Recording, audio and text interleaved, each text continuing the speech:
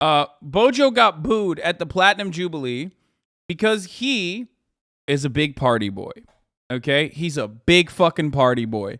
Now, what do I mean by that? Well, the UK, as you guys remember, during COVID, that was a thing. It was a pandemic. Here in America, we didn't really experience it. We don't know what COVID is, but like in the rest of the world, during the pandemic, there were what is known as lockdowns, okay? Like serious lockdown measures were put in place, and family members were unable to see one another. You know, you had like people literally dying away from the rest of their loved ones in hospitals, alone, scared. You know, it was a pretty dark time. In America, it didn't actually happen. So you probably never even thought about it or considered it. Well, meanwhile, while that was going on in the rest of the world, Boris Johnson, and specifically in the UK, Boris Johnson, who originally had famously said, you know, we're going to take it on the fucking chin. That's right. We're going to take COVID on the chin, bruv, and it's going to be fine. And then he turned around and said, all right, never mind. I was wrong about that. I have COVID. Who then, of course, reinstituted lockdown measures, announced the lockdown 3 weeks before Christmas, but then continued to fucking party. Okay? Bojo had a fucking I'm a party girl in a party world moment, okay? And he was outed. It was a work event, bruv. Yes. So Bojo was caught partying during the COVID lockdowns, and the British people actually got very upset. Here it is. The BBC actually edited out their booze during their evening news show. Welcomes them as someone they're part of her family. The Prime Minister just arriving with his wife. It's quite booing in the crowd there. Well, and you can hear it. There is really quite a lot of booing, actually. Wow. A substantial amount. Boo, you nutter! You fucking nonce! That's quite a moment. Fuck you, Bojo! Boo! Come on, England! Score some fucking goals! Anyway, so they had his Let's Go Brandon moment. So no, they're mad at him. Full awful Bojo history. They're understandably mad at him. And for the record, the reason why they're fucking mad at him is completely reasonable.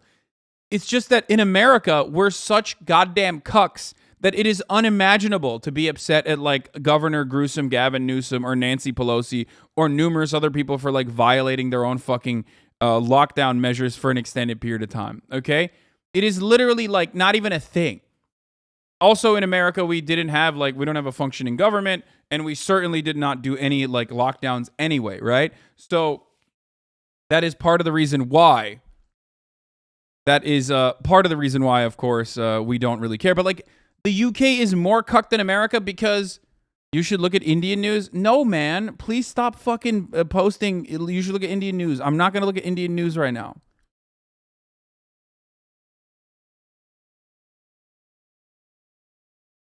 So what is happening here currently is that a country that is so cucked that they literally have a monarch and defend it. Official Brit here. Yes, this stuff is crazy. We're undergoing a cost of living crisis and absolute disgrace of a prime minister.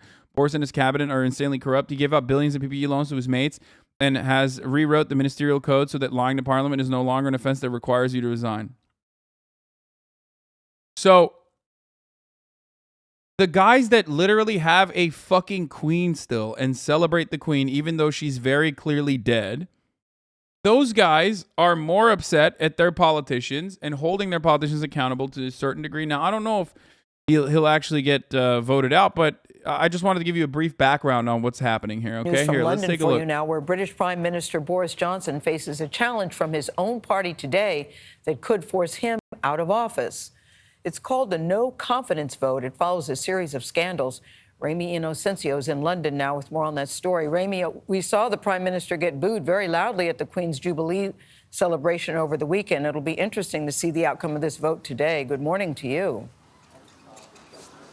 And good morning to you, Gail, but not a good day for UK Prime Minister Boris Johnson. That is after what appears to be a big pushback against at least 15% of the members of his own party, his Conservative Party, who have now submitted letters saying that they don't have confidence in their own Prime Minister. That is at least 54 members of Parliament.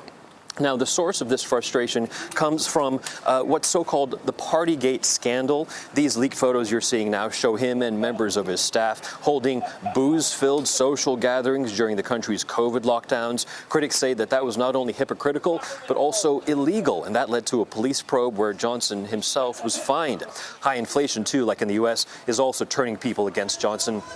And as you mentioned, Gail, that anger was on display this past weekend. That was where Johnson was publicly booed outside of St. Paul's Cathedral before a special service for the Queen's 70th Platinum Jubilee. Now, the vote of confidence kicks off in just about 6 hours' time, but if past is precedent, then history is not on Johnson's side. For example, his predecessor, Theresa May, did survive her own vote of no confidence, but then she had to resign just 6 months after that. And back in 1990, then Prime Minister Margaret Thatcher, survived her own vote of no confidence, but then she resigned just 8 days later. Nate? Remy and Osensi. I feel like Boris Johnson is way more shameless than those two demons, by the way. He'll likely survive the vote, but it sounds like it starts the clock ticking until the government is brought down from within, classic Tory style. Yeah, interesting stuff.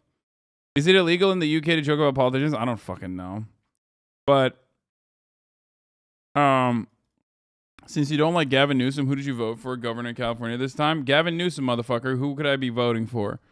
Fuck Bojo, my Diet Coke case went up $2. Gee, it's as if capitalism and during time manufacturing didn't hold up. Yeah. Okay, so you know, this is the case in the UK. Obviously, no matter what the fuck happens, it's still going to be... Wait, he had the same slip-up as you, lol? What do you mean he had the same slip-up as me? What? Was I caught partying or something? I don't understand. Oh, he almost said Theresa May as well. Oh, the Theresa May, Margaret Thatcher mishap. Yeah. CEO in London. Thank you.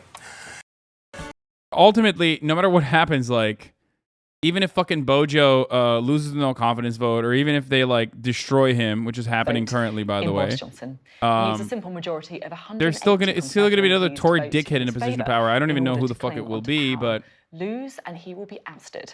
Well, in the next hour, we're going to be hearing from cabinet ministers and also some of those rebels looking to topple their leader. Plus, we will, of course, bring you the result as soon as we have it. That should be around 9 p.m. We, of course, been hearing from many Conservative MPs who are starting to give us a bit of an indication about how they have voted. The latest, Dehenna Davidson, who really is a poster girl for the Red Wall, the first ever Conservative MP to hold the seat of Bishop Auckland. She has said she's voting against Boris Johnson. But, of course, we just heard from Kit Malthouse, the government minister, saying he believes that the Prime Minister is going to get a thumping victory. Not long until we find out. First, though, our political editor, Beth Rigby, has the story. All right, let's do the background on Boris now. Okay, so he got booed. Let's watch. This is the man.